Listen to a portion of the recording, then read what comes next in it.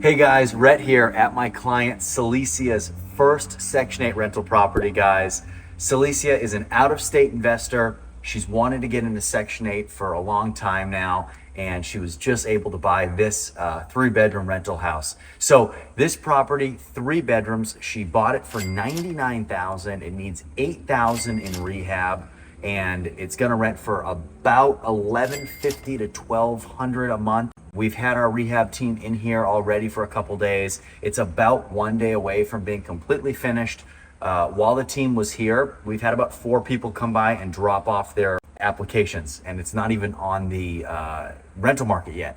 People just asking for information, people bringing their Section 8 vouchers, seeing if we'd take them. It's in a beautiful neighborhood. Come on in, we'll walk you through it.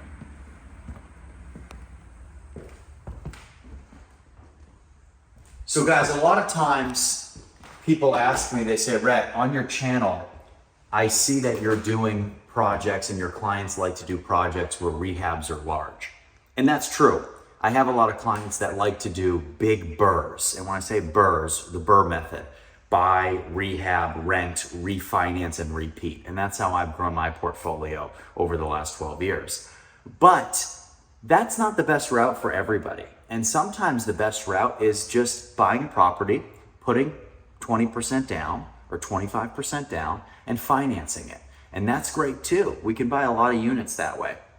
And that way we don't have to spend 30, 40, 50, 60,000 on rehab. We can spend 5, we can spend 8, like this house right here, okay? So you walk in and you're in the living room. It's a really big living room. The last thing we have to do here is we got to do paint touch-ups in the house, and we got to do the outlets. That's kind of the last thing that needs to be done here. Everything else here has been done. A large part of this work was done on the exterior, as well as there was plumbing work done here. There was a lot of work to the windows. There was a lot of work to some exterior siding, and then in the rear, there's a patio out back. That was a huge liability. There was pieces of rebar sticking out of the ground. We get rid of those. There was stone that was caving in that we had to get rid of as well. So a lot of work has been done on the exterior of this thing. So guys, love it. Really, really nice layout here, and we walk through it. So we have a good sized living room. Walking through the living room into the dining room. And not a lot of times we're able to get homes, and this house is right around 900 square feet. We can't really get homes all the time where in a 900 square foot home, we have the layout to facilitate a nice dining area and a good size living room and decent sized bedrooms. But that is definitely the case in this one. Good sized living room, a full dining space right here. We have the kitchen right off of the dining space. So refrigerator will go here, stove and range will go here. At one time this home was gas, and if you guys come over here you can see. So when you look at where a stove connection is, this was for the old gas line. Now this is capped now, but that's where your gas would run into. This is an updated 3-prong outlet for a large appliance, and it doesn't look like a normal outlet. It has a lot more power because running a stove or refrigerator requires more power. So now you could put an electric stove in there as that gas line's been capped. So what we'll do is we'll do an electric stove. Electric is cleaner. It is a little more expensive on the utility side, but a lot of times our tenants want that. They want electric, they want clean, they don't want to deal with gas. Walking through this dining area, guys, we have bedroom number 1.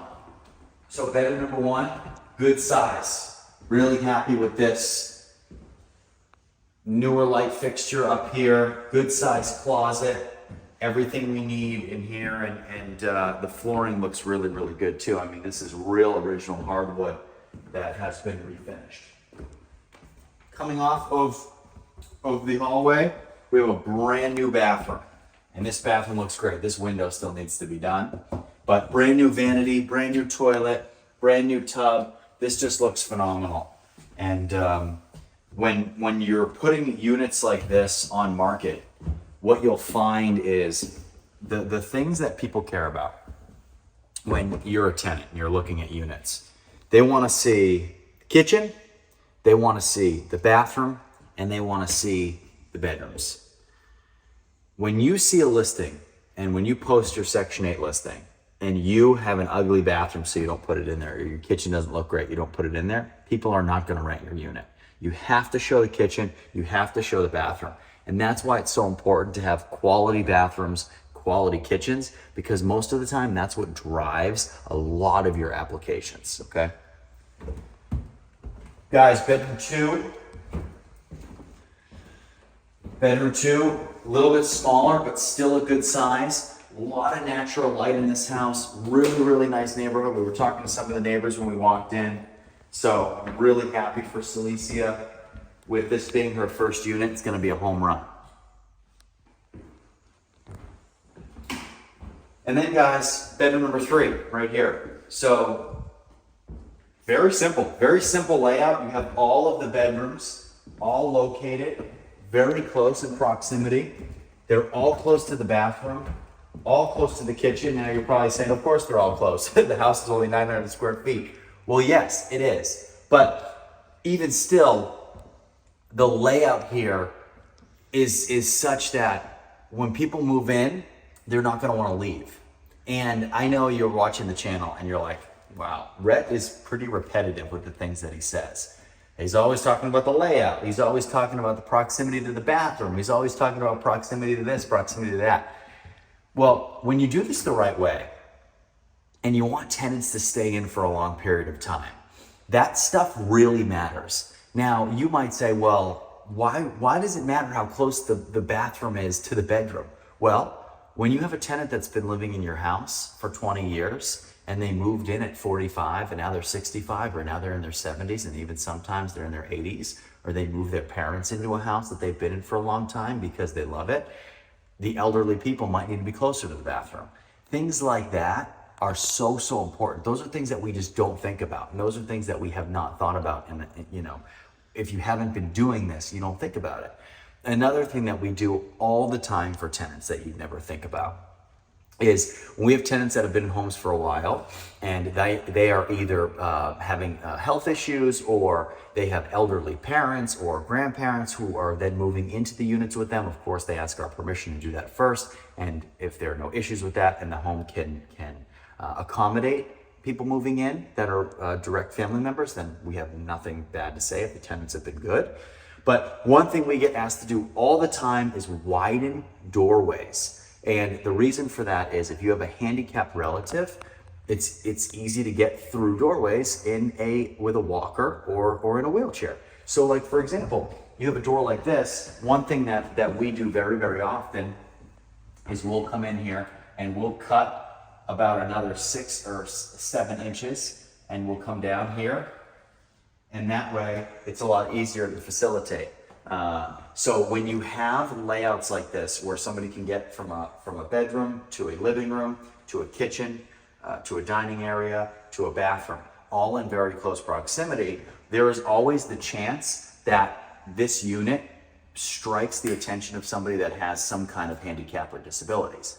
And a lot of times, and you guys know on the channel all the time, we're looking at very similar homes. And when I say that, one underlying topic or attribute of a lot of these homes is that they're one story. They're single level homes. Now, we do multi-level homes. My clients buy them all the time. But when you have a single level home, it just allows people who might not be as mobile to move into them. And it can have them stay. We're able to provide value to them over the long term if they ever end up in a situation like that. I know I kind of went off on a tangent like that, but that's just what happens, right? When we're buying these units, we have to always think about not only next year and 5 years down the line, but 10, 20, and hopefully 30, 40 years down the line, and what this unit can be. Because at the end of the day, it's not just a source of capital for us and money every month, but this is someone's life.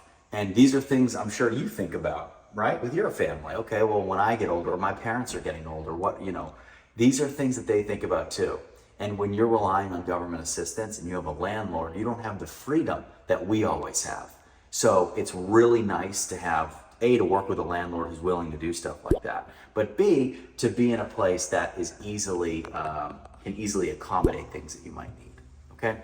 So guys, please leave your questions, comments below. If you wanna get started, like Celicia, it doesn't matter where you live, send me an email on the link below. We'll get you started, we'll get you set up, we'll get you an awesome section at rental just like this one. We'll see you next time.